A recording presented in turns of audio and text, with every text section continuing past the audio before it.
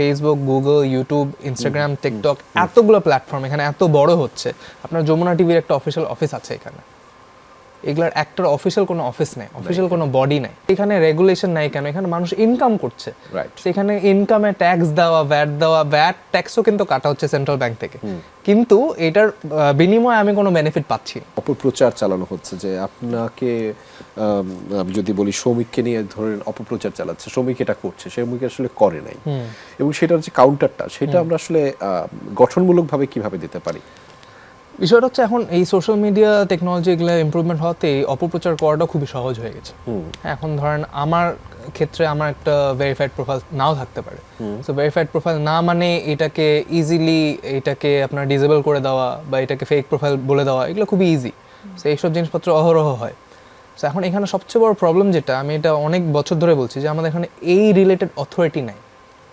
Facebook, Google, YouTube, Instagram, TikTok, এতগুলো platform এখানে এত বড় হচ্ছে।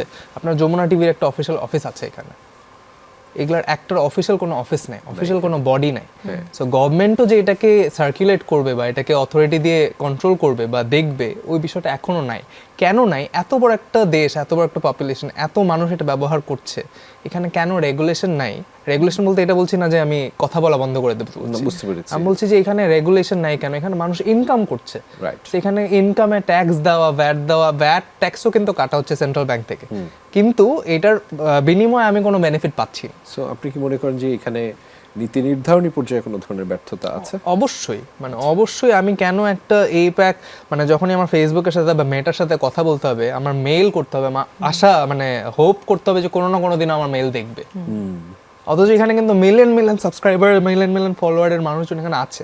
সো ওদের প্রোফাইল, ওদের ইনফরমেশন যখন মিস ইনফরমেশন হয়ে যাচ্ছে, বা যখন যাদের টাকা বেশি তারা এই টাকাটা ব্যবহার করে মিডিয়া বাইং করে প্রোপাগান্ডা ছড়াচ্ছে, তখন এটা আপনি কিভাবে কাউন্টার করবেন যদি একটা বডি না থাকে?